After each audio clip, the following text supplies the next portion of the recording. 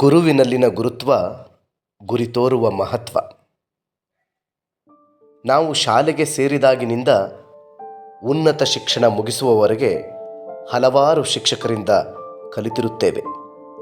ಅಲ್ಲದೆ ಬದುಕು ಎಂಬ ನಿರಂತರ ಕಲಿಕೆಯ ಪಾಠಶಾಲೆಯಲ್ಲಿ ಸಣ್ಣ ಮಕ್ಕಳಿಂದ, ಹಿರಿಯರಿಂದ, ಪ್ರಕೃತಿಯಿಂದ, ಪ್ರಾಣಿ ಪಕ್ಷಿಗಳಿಂದ, ಕಡೆಗೆ ಶತ್ರುಗಳಿಂದಲೂ ಒಂದಲ್ಲ ಒಂದು ಪಾಠ ಕಲಿಯುತ್ತೇವೆ.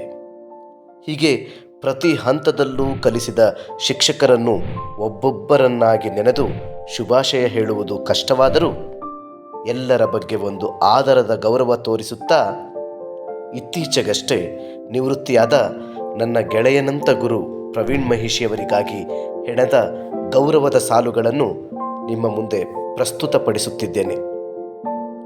ಎಲ್ಲರಿಗೂ ಶಿಕ್ಷಕರ ದಿನದ ಸದಾಶಯಗಳು. ಮಹಿಷಿ ಎಂಬ ಮಹಾ ಮಂತ್ರಮುಗ್ಧ ಗೆಳೆಯನಂತ ಗುರುವಿಗೆ. ಮಹಿಷಿ ಎಂಬ ಮಹಾ ಮಂತ್ರಮುಗ್ಧತೆಯ ಗೆಳೆಯನಂತ ಗುರುವಿಗೆ. ಶಿಕಾರಿಪುರವೆಂಬ ಅರೆಮಲೆನಾಡ ಕಿರುಪಟ್ಟಣದಲ್ಲಿ ಅವಡುಗಚ್ಚಿ ಆಕಳಿಸುತ್ತಿದ್ದ ಹರೆಯದ ಹೂ ಸಮಯವದು. ತಾಕಲಾಟಗಳೇ ತಿದಿಯೊತ್ತುತ್ತಿದ್ದ ತವಕ ತಲ್ಲಣಗಳ 90ರ ದಶಕವದು. ನಮ್ಮೂರಲ್ಲಿ PUC ಓದಲು ಜೂನಿಯರ್ ಕಾಲೇಜೊಂದೇ ದಿಕ್ಕಾಗಿದ್ದ ದಿನಮಾನಗಳವು. PUC ಸೈನ್ಸ್ ವಿಭಾಗದಲ್ಲಿ ಭಾವಿ ಸೈಂಟಿಸ್ಟುಗಳಾಗುವ ಉಮೇದಿಯು ಉಕ್ಕುತ್ತಿದ್ದ ಉತ್ಸಾಹದ ಕಾಲವದು.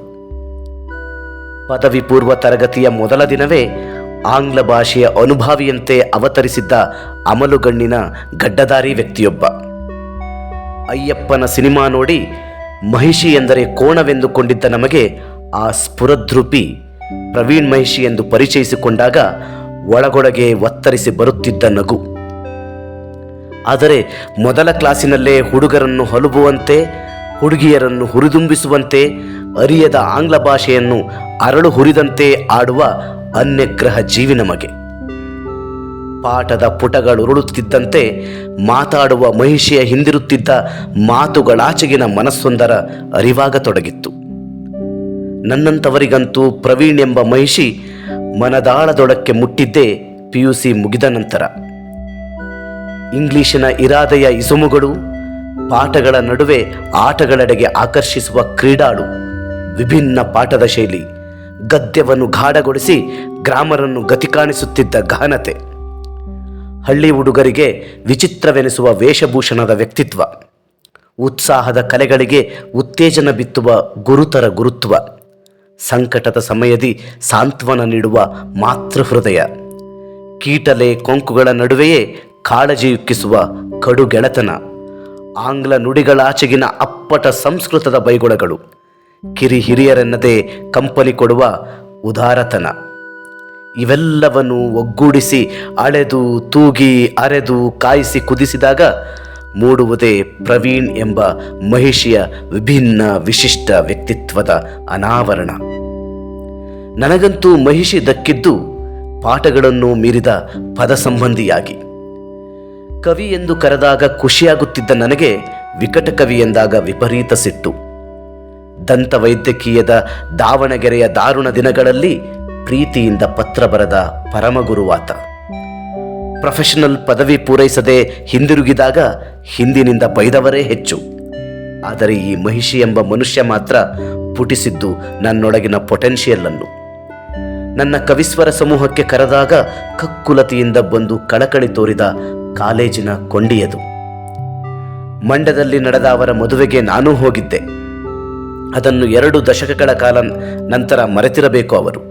ಆದರೆ 30 ವರ್ಷಗಳ ತರುವಾಯ ಸಿಕ್ಕಾಗ ಮಾತ್ರ ಮತ್ತದೇ ಮಲೆನಾಡ ಮುಂಗಾರು ಹನಿಗಳಂತೆ ಒಲವಿನ ಹೊರತೆ ಹರಿಸುವ ಮಂತ್ರಮುಗ್ಧ ಈ ಮಹಿಷಿ.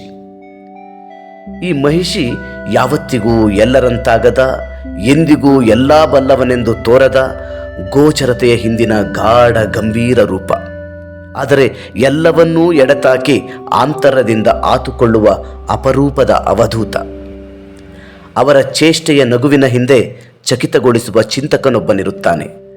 ಅವರ ಕೆಣಕುವ ಕೊಂಕು ಮಾತುಗಳನ್ನೂ ಮೀರಿ ಮೈ ನೇವರಿಸುವ ತಂದೆಯೊಬ್ಬನಿರುತ್ತಾನೆ.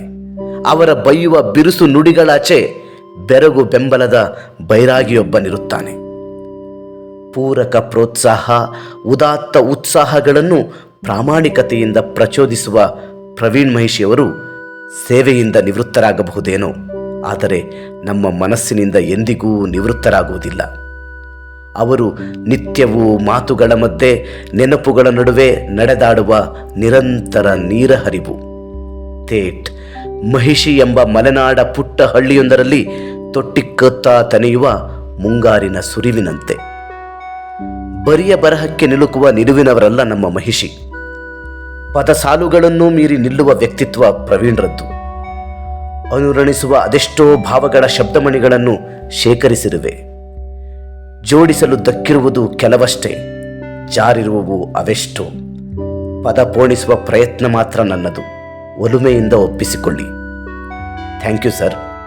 ಗುರುವಾಗಿ ನಮ್ಮ ಬದುಕಲ್ಲಿ ಬಂದದ್ದಕ್ಕೆ ಥ್ಯಾಂಕ್ ಯು ಸೋ ಮಚ್. ಸದಾ ಶಿಷ್ಯ ಬಳಗದ ಕಾಳಜಿಯನ್ನು ಕಾಪಿಟ್ಟುಕೊಂಡದ್ದಕ್ಕೆ ಸರ್. 60ರ ನಂತರವೇ ನಿಜವಾದ ಬದುಕಂತೆ. ಹಾಗಾಗಿ ನಿಮ್ಮ ನಾಳೆಗಳು ನೆಮ್ಮದಿಯಾಗಿರಲಿ.